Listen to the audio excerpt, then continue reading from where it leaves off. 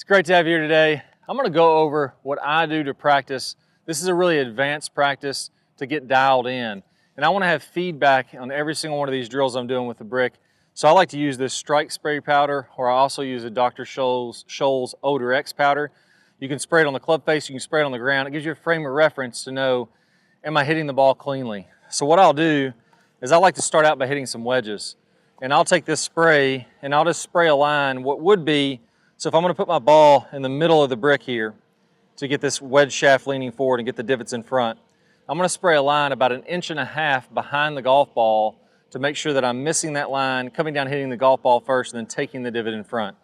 So this will make a lot more sense once I show you here.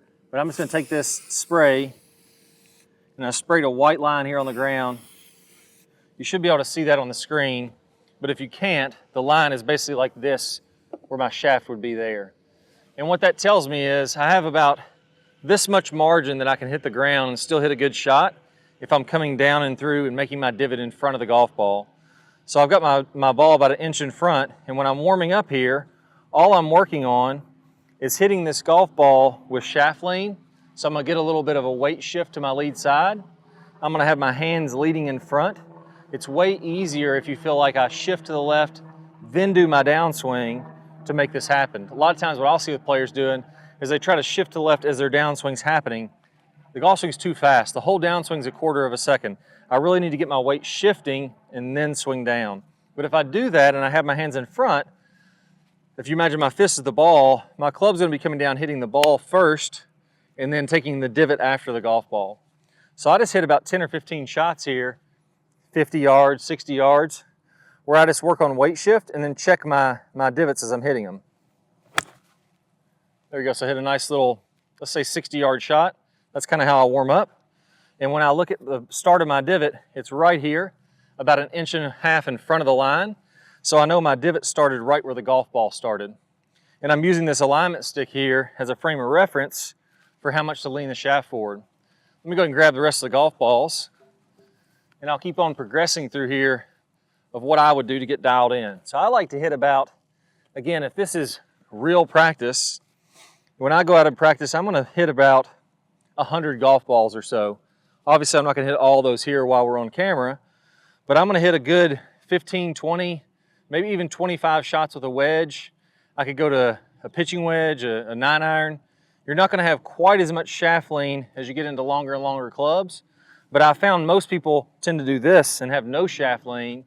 So working with any of those shorter clubs, trying to match this angle, you'll be in about the right spot. You can always take out your phone, look at a swing from face on with a wedge, see if your shaft angle matches the shaft that's in the stick or the alignment stick here.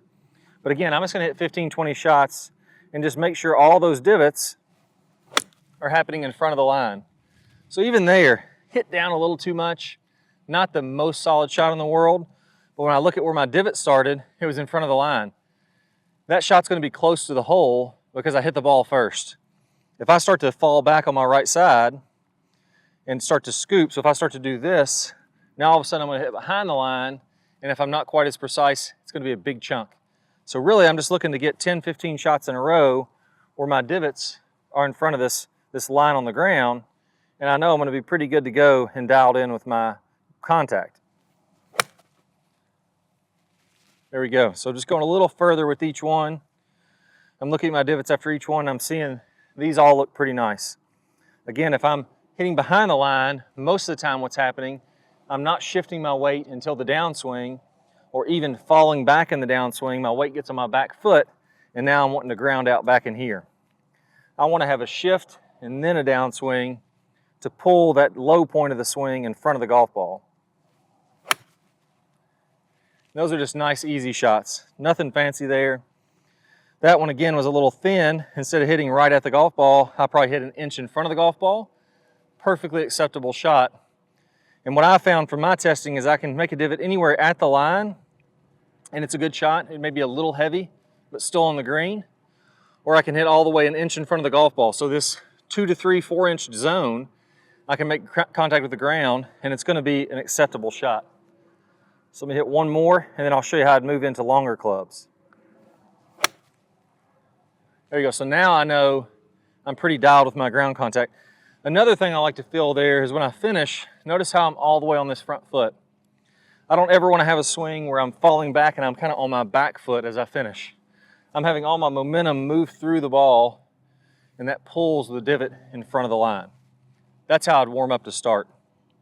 Then from there, I'm going to switch to a 6-iron, and I'm going to start doing some shallowing drills, but I'm going to do a little variation here. Let me grab another stick, and I'll show you exactly how I do this in a more advanced way than just a basic way of using the brick. So let me grab a 3rd alignment stick, and I'm going to put it on the outside. You really don't have to have this. It's just showing better spacing here. I'm going to put a 3rd alignment stick, 6-iron shallowing slot. Alignment stick that's toward my target is in the shallowing slot here, and I'm also putting one on the outside of the brick. I'm just going to pull that back a little bit. And then from here, I'm going to put my ball a club head or 2 club head widths inside of this inside stick. I'm going to grab an 8-iron, or a 6-iron, excuse me. Let me grab a 6. And now I'm going to work on shallowing it out and hitting some draws, and then alternating to where I come over this stick and hit some fades. So here with my 6-iron, I have the 6-iron shallowing slot set up. I'm just going to make sure I swing under this stick a little more inside out, and I'm going to hit a nice little draw here.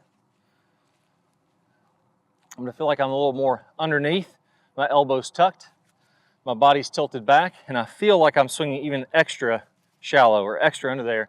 And I want to see this ball start to draw from right to left. There we go, and I hit a nice little 5 or 10 yard draw with a 6-iron, so I know I'm coming from the inside. So I'm actually working to exaggerate until I can get that ball to curve from right to left. Now, as soon as I hit one draw, I want to balance that out with a fade. So I'm just going to grab another ball here. Now I'm going to put it a couple club head widths on this side of the outside stick, and I'm actually going to come over the shallowing stick that's in the brick and work on coming a little more over the top and feeling like that ball is going to fade to the right. Now you may be asking, why in the heck would I do that? Why would I purposely try to hit fades and draws? Well, what's going to happen is, let's say that you're overhooking it. Well, when I'm overhooking it, I don't want to get even more from the inside, or I'm going to hook it even worse. When I'm overhooking it, I want to come on this side of the shallowing stick and work on some fades to balance that out. Now, if that's your problem, as soon as you start swinging over this stick, you'll see pros like Tommy Fleetwood, other pros swinging over over the top of the shallowing stick. The reason they're doing that is because they're already plenty shallow. Their problem is blocks to the right or even hooks. So they need to practice more over the top to balance that out and get a nice neutral path. But then eventually what's going to happen, if I just practice that one side, over time I'll start to come from barely missing a stick to more and more and more over the stick, and all of a sudden I'll be slicing it. So I've traded my too much draw, too many blocks to the right, for now, too many pulls and too many slices. And then you're going to be like, well, now I'm not hitting it good again. I hit it great for a week or two when things were pretty neutral, but now I've worked too much over the top and I have a brand new problem. So I traded hooks for slices. Same thing vice versa. If I'm struggling slicing it and I just practice under the stick, at the first little bit I'm going to be striping it nice and dead straight, but as I keep on feeling like I'm going more and more, eventually I'll start hooking it. So really we're trying to just find what I call getting dialed. I don't want to lean too far one way or the other. I want to do drills every single day to balance out my shot shape. So I hit a couple draws. As soon as I attempt to hit some draws, as soon as I draw one, I go to the fade side. So as soon as I hit one successful shot, then I come over to the other side of the stick, and now I'm going to swing over the top and try to hit a little fade with the 6-iron. Now here, I'm not going to get quite as much tilt to the right. Remember, the more to the right I tilt, the easier it makes it to swing from the inside. The more up and down I am, or vertical with my spine, the more it makes it to swing, easier to swing over the top. So I'm going to set up just a little more vertical, and then all I'm going to do is try to purposely start this ball a little left and fade it. There you go, and I faded that ball just a few yards. I would count that as a successful shot. And then I'm going to move back to my draw side. So I would alternate here 5 or 10 successful shots, a draw, a fade, a draw, a fade. And I don't care if it takes me 10 tries to hit one good one, I'm going to stick with it until I hit that good one. So if I'm struggling to hit the draw side, that's telling me I'm probably my natural tendency is to come too much over the top. If I'm struggling to hit the fade side, my natural tendency is too far underneath. So really just by doing this drill, it balances you out. Now once I've done a few with that, and I feel pretty dialed in, so I can get, you know, maybe every 2 or 3 tries I hit the correct shot. Then I'm gonna go ahead, and I know I'm pretty dialed. I'm gonna put this in the square divots angle of attack setting. Go ahead and line it to my target again, like that. And now I'm gonna hit some dead straight shots, or attempt to hit some straight shots, by just making a square path. Now again, most people would say, well, Clay, why the heck wouldn't I just set up with the square path and just leave it there? Again, it's because your bias tends to be too far from the inside or too far over the top. I need to get rid of that bias by being able to vary those shot shapes. Once I eliminate the bias, then I should be able to hit these square shots much easier. If I just go to the square shots, but I'm tending to be too far inside, I'm still gonna struggle to get it perfectly square. Or I'll naturally start to gravitate toward one side or the other, and it won't be good. So now I'm gonna hit with the square divot. There we go, and hit that almost straight as a string. Good shot. So I might hit another 10 or 15 balls there. Now once I've done that, I've worked on wedges, got my divot in front. So if you look at what are the 4 most important things in golf, number 1, I have to hit the golf ball first. I have to come down and hit ball first and then turf. That's what we did with drill number 1. Number 2, I have to control my face and path. If I'm swinging too far to the inside and hooking it, no bueno, not gonna be good. If I'm coming over the top and slicing it, no good. So I worked on face and path by hitting fades and draws back and forth, and then straighten it out with the square divots. Once I've done that, I've knocked out 3 of the most important things in the golf swing. Now all I have left is where I'm striking it on the face. Now for this, I'll grab my driver and that foot spray powder again, or the strike location powder, whichever one you have. I'll go ahead and spray a little bit on the driver face. And now I'm gonna set up with just a single stick toward my target, because I've already balanced out my fades and draws. I'm just gonna line a single stick up to my target so I know where I'm pointing. And here I'm just gonna work on my strike location.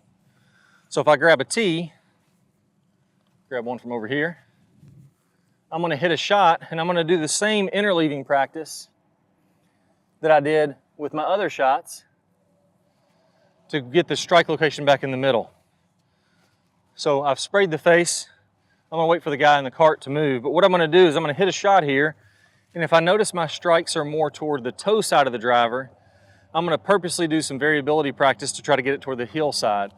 Now the research shows that when we work on variability practice, we do these fades and draws. We do these where we purposely hit heel and toe.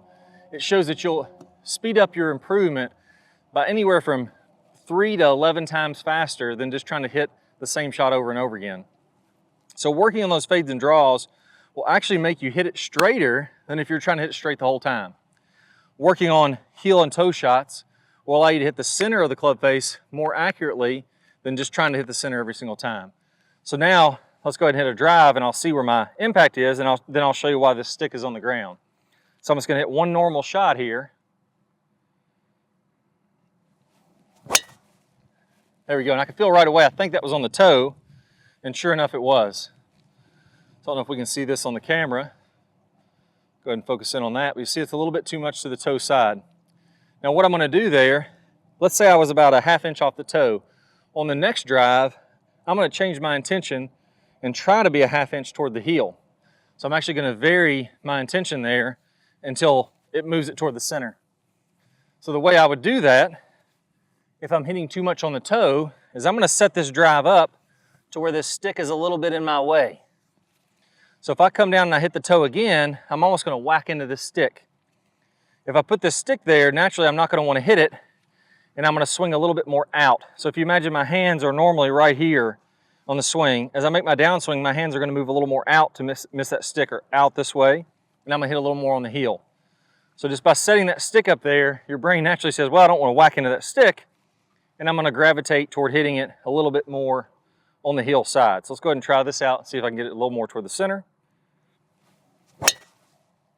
Ooh, that felt good. That's about as good as I can hit one there. And we'll see now, the first impact was toward the toe, I got the stick in the way so I wouldn't hit the toe again, and it naturally got it out toward the center. Now, if I was doing it too much on the heel, let's say that I was getting 2, 3, 4 drives, and they were all on the heel side of the driver, I just flip it around the other way. So now I'm going to set the driver up here to where it feels like if I hit it on the heel, I would actually whack into that stick, and it's naturally going to make me want to hit it more on the toe. So I just go back and forth, purposely hit heel shots and toe shots so that I can feel the difference in those. And then when I'm done, when I feel pretty dialed with that, I'm going to come back to a normal ball position again.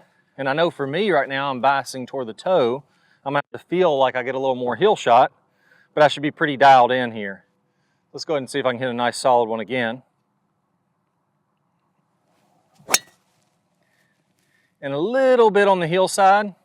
I overdid the heel strike. But you can see it's fairly toward the face. So here where I'm not really going through and doing the drills, it's telling me I'm still not dialed yet. I would need to go back and forth, inside of the stick, outside of the stick, hitting heel and toe shots to really bring that strike location to the middle. But if I do that about 10 or 15 shots, I notice that I'll get an awareness of where the face is, and I'll start to hit them more and more solid as I'm going on.